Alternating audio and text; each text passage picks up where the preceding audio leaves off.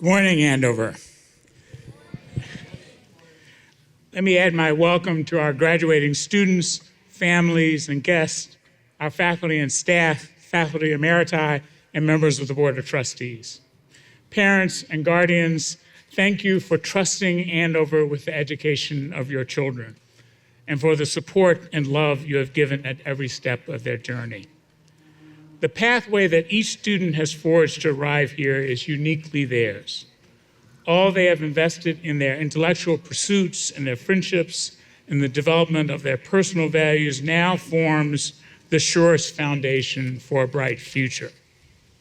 Class of 2025, as we celebrate you, we also recognize that your high school experience began in 2021 as the world was still adapting to life and learning, clouded by a pandemic.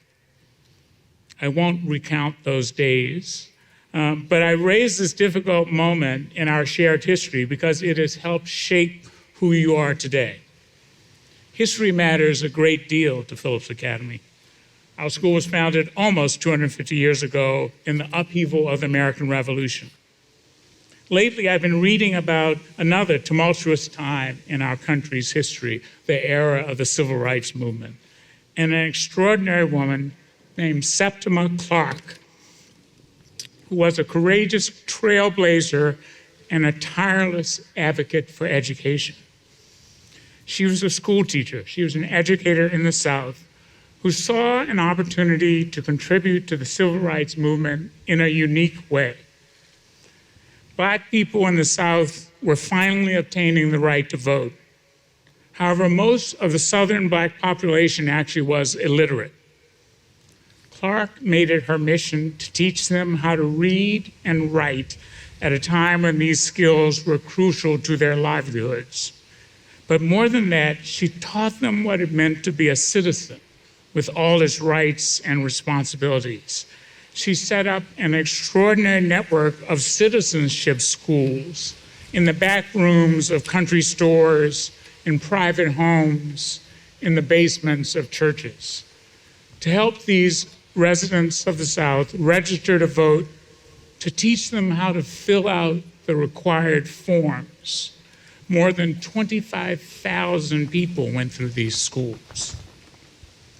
It was an opportunity found amidst protests and rallies, attacks, and unrelenting pushback. The right to vote was a major win for equality, but it was not enough.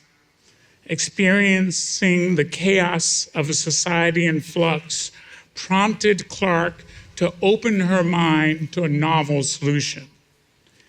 In an oral history recording toward the end of her long life, she said the following: "I have great belief in the fact that whenever there is chaos, it creates wonderful thinking.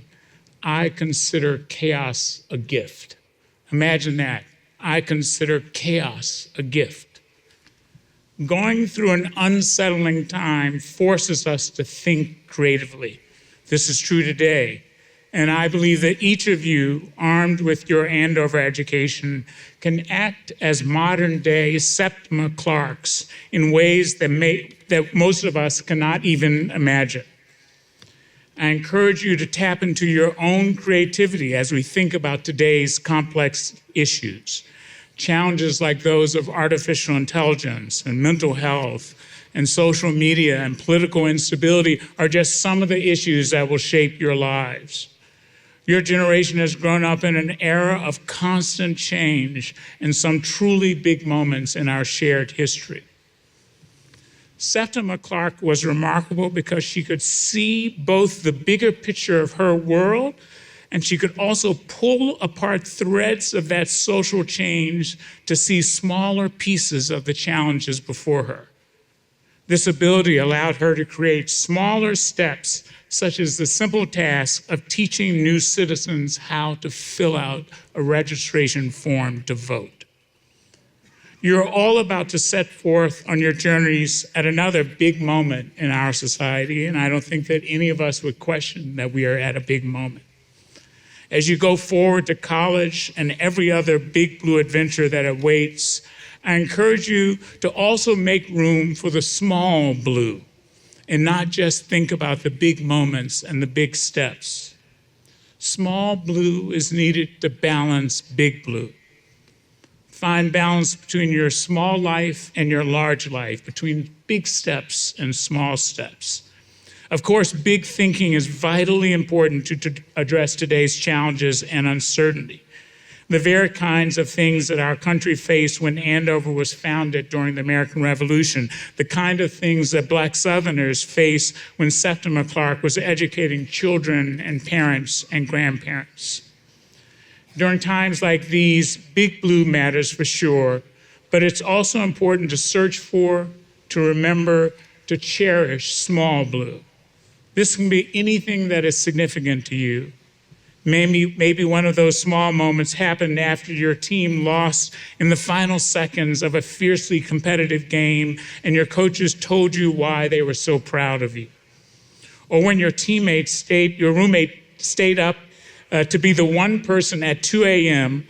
who would listen to you practice your history presentation. Then there are the ordinary small moments that you experience every day that have already been referenced. Making music, playing spike ball, appreciating a work of art, or baking your family's famous chocolate chip cookies. For me, it's making my mother's sweet potato pie. Some of my favorite small blue moments happened unexpectedly.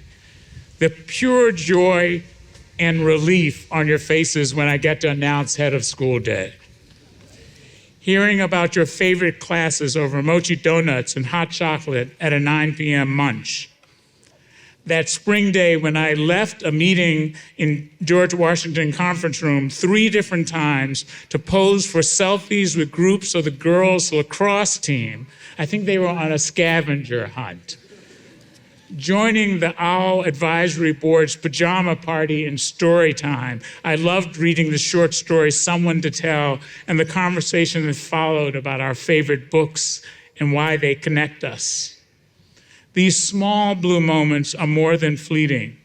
They resonate deeply. They are profoundly meaningful. And during challenging times, they can give us comfort and a way to navigate the big challenges.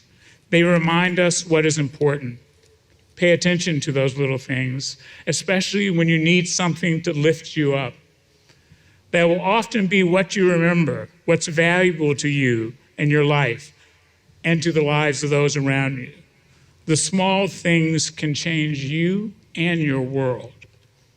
Class of 2025, trust that your Andover experience has prepared you well for the big blue adventure ahead and for the small blue moments that light the way. Trust that the knowledge and goodness you have developed from the surest foundation for what you will do tomorrow, next year, and into the future. Good luck and Godspeed.